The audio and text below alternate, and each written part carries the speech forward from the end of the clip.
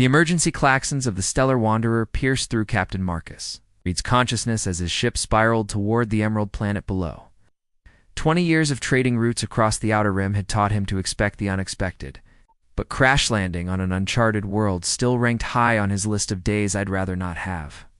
The crystalline forests of Verdania sparkled like jeweled cathedrals as Marcus dragged himself from the wreckage. Massive trees with translucent bark stretched toward twin suns, their branches humming with an otherworldly resonance.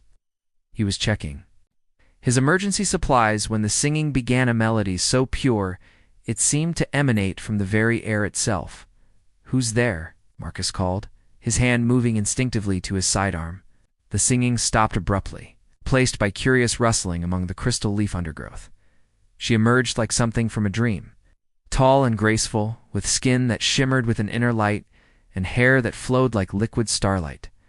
Her large violet eyes regarded him with wonder rather than fear. And Marcus realized with a start that she wore absolutely nothing, yet seemed completely comfortable in her natural state. "You are not from the singing trees," she said, her voice carrying the same musical quality as the forest around them.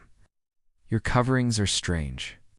Marcus looked down at his standard-issue flight suit, suddenly very aware of how alien he must appear to her.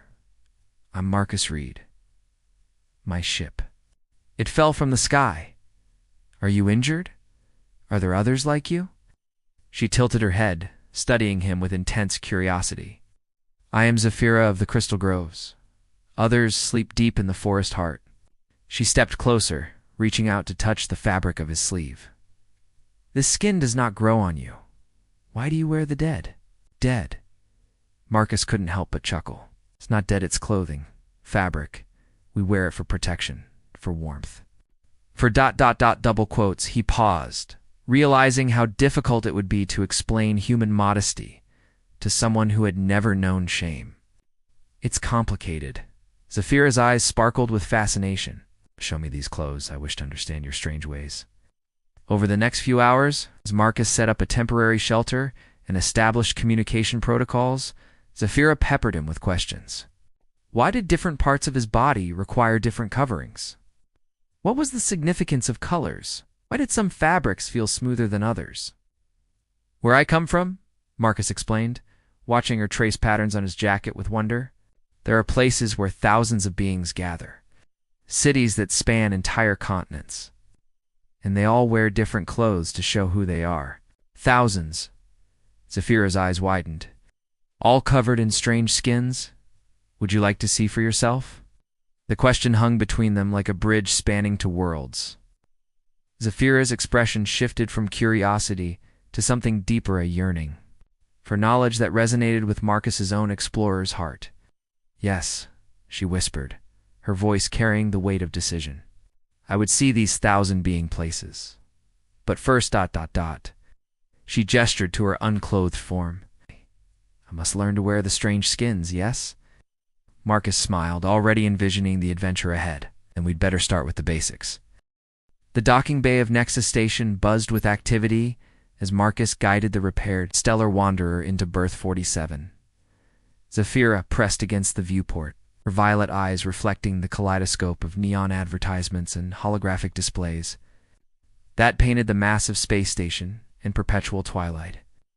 "So many lights," she breathed, her luminescent skin pulsing in rhythm with her excitement, like captured stars. Marcus had fashioned a simple robe from emergency blankets for the journey, but even that seemed to fascinate her. She kept adjusting the fabric, marveling at how it moved independently of her body. "Remember what we practiced," Marcus said as they prepared to disembark. "Keep the robe closed, try not to stare too obviously, and whatever you do, don't touch anyone without permission." Their first stop was the information kiosk, where Marcus hoped to find a clothing vendor. Instead, they found Jinx Malone. Jinx was impossible to miss, a flamboyant figure draped in holographic silk that shifted colors with every gesture. Their hair, a magnificent tower of metallic curls, sparkled with embedded microlights, and their 6 arms, courtesy of cybernetic enhancement, gestured expressively as they spoke to other travelers. "Oh, my stars and garters," Jinx exclaimed, spotting Zephyra immediately. "Honey child, You are absolutely luminous. But that outfit, ... They scowled disapprovingly. Emergency blanket chic went out with the last century. Jinx Malone, fashion consultant. Extraordinaire, at your service. Before Marcus could object, Jinx had swept them both toward a nearby cafe, chattering non-stop about color theory and cultural significance. Now, darling, they said to Zafira, where exactly are you from? Because that skin tone is absolutely divine, but we need to find styles that complement your natural glow. I am from the Crystal Groves, Zafira replied honestly. I have never worn the dead skins before. Jinx paused mid-gesture, all 6 arms freezing. Dead skins. Oh, honey, we need to have a serious talk about textile terminology. They leaned closer, studying Zafira's face intently. You're not just new to fashion, are you? You're new to civilization entirely. The next hour was a whirlwind of cultural education. Jinx pulled up holographic displays showing fashion from across the galaxy, the flowing robes of the Altarian monks, the structured armorware of the Korthak warriors, the minimalist elegance of Centaurian business attire. Fashion isn't just covering up, sweet thing, Jinx explained patiently. It's communication. This tells people you're wealthy. He gestured to an ornate gown. This says you're ready for combat. Tactical outfit appeared, and this ... simple, elegant dress materialized. This says you're confident enough to let your natural beauty shine through. Zafira absorbed everything with intense concentration. So clothes are like the forest songs, different melodies for different meanings. Exactly. Jinx clapped all 6 hands together. Well, you're going to be a natural at this. Now, let's talk about your specific situation. You're clearly not human. Your skin has that gorgeous bioluminescent quality, and you move like poetry in motion. We need something that celebrates all of that. Marcus watched in amazement as Zafira began to understand that clothing could be an extension of self rather than a disguise. Her questions grew more sophisticated. Why do some beings choose to hide their true forms while others enhance them? 'Cause, darling, Jinx said with a theatrical flourish, fashion is the ultimate form of self-expression. Some days you want to be a warrior, some days a diplomat, some days a work of art. Clothes let you be whoever you choose to be. As they prepared to leave for the shopping district, Zafira turned to Marcus with newfound determination. I understand. Now, I must choose who I wish to be in your 1,000-being places. Jinx beamed proudly. And honey, with your natural advantages and my expert guidance, you're going to be absolutely stunning, no matter what you choose. Madame Celeste's haute couture occupied an entire level of the station's fashion district, its crystalline walls displaying ever-shifting patterns of light that complemented whatever garments were currently featured. The proprietor herself was in vision of sophisticated elegance, a tall, statuesque being from the Vega system with opalescent skin and 4 graceful arms that moved like a dancer's. Jinx, darling, Madame Celeste purred as they entered, her voice carrying the refined an accent of someone who had traveled the galaxy's most exclusive circles. What treasure have you brought me today, madame? Meet Zafira, Jinx announced grandly. She's completely new to the concept of couture, and I thought who better to introduce her to true fashion artistry than you. What? Madame Celeste's silver eyes appraised Zafira with the intensity of a master craftsman examining raw materials. She circled slowly, making soft humming sounds of appreciation. Exquisite bone structure, natural luminescence that would make a Syrian pearl jealous, and that hair, ... She reached out tentatively. May I? Zafira nodded, and Celeste gently lifted a strand of her starlight hair, watching how it caught and refracted the boutique's ambient lighting. Magnificent. Tell me, Sherry, what is your understanding of fashion? Jinx taught me that clothes are communication, Zafira replied carefully. Different meanings for different situations. But I do not understand why beings choose to hide their natural beauty behind artificial coverings. Madame Celeste's laugh was like crystalline chimes. Hide, oh ma petite, you misunderstand completely. Fashion is not about hiding, it is about revelation. Come, let me show you. She guided them to a display featuring a gown that seemed to be made of captured moonlight. This piece, created for the ambassador's daughter's debut, does not hide her figure, it celebrates it. See how the fabric flows with her natural movements? How the color enhances her skin tone rather than masks it? Zafira studied the holographic model wearing the gown, her expression thoughtful. It makes her more herself, not less. Precisely. Celeste clapped her hands together. Fashion, when done properly, is like adding harmonics to a beautiful song. It doesn't change the melody. It makes it richer, more complex, more memorable. The education continued as Celeste brought out piece after piece, each accompanied by stories of their creation and cultural significance. A warrior's ceremonial armor that incorporated living crystals from the wearer's homeworld. A diplomat's robe woven with threads that changed color based on the wearer's emotional state. An artist's ensemble that literally painted patterns in the air as they moved. But what about comfort? Zafira asked, examining a particularly elaborate headdress. In the forest, I am free to move as the wind moves, to feel the sun and rain on my skin. How can I be myself wrapped in so much stuff? Madame Celeste smiled knowingly. Ah, now we approach the true art. Watch. She gestured, and a new outfit materialized, the flowing ensemble that seemed to be made of solidified water, moving and shifting with an organic life of its own. Bioresponsive fabric, she explained. It adapts to your body temperature, your movements, even your emotional state. You would feel as free as in your forest, but others would see you as appropriately dressed for civilized society. Zafira reached out to touch the fabric, gasping as it seemed to respond to her presence, rippling with soft bioluminescence that matched her own natural glow. It's alive? Semi-organic? Celeste confirmed. Grown in the laboratories of New Geneva. Cultured specifically for beings like yourself, who need the freedom to be natural while still conforming to social expectations. For the first time since leaving her forest home, Zafira's eyes lit up with genuine enthusiasm. This I could wear. It feels like wearing a gentle breeze. Marcus watched as understanding dawned on her face. She wasn't just learning about clothes, she was discovering how to bridge the gap between her natural self and the civilized galaxy she wanted to explore. Now, Madame Celeste said with satisfaction, shall we begin creating your wardrobe?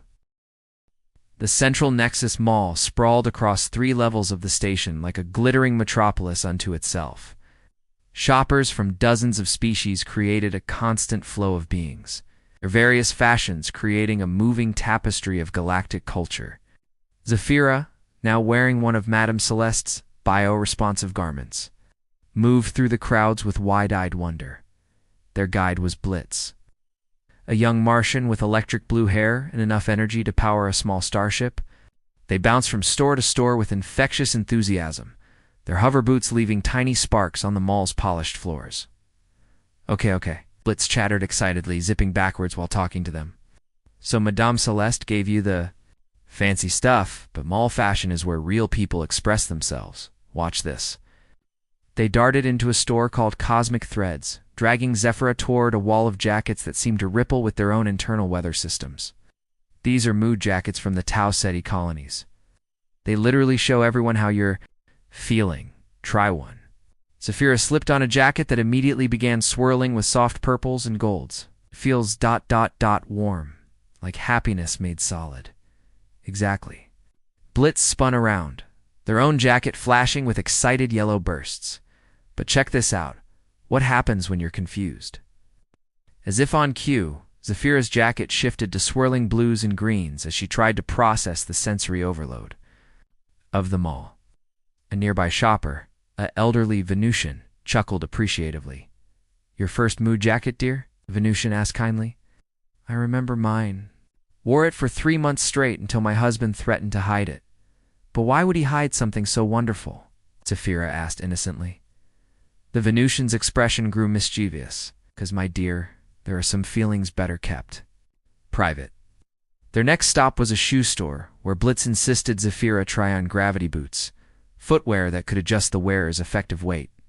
Watching her bounce gently with each step, like walking on her forest's soft moss, Marcus realized she was beginning to see technology not as alien artifice but as tools for enhancing natural experiences. "This is very strange," Zafira announced, as they entered a store specializing in hair accessories.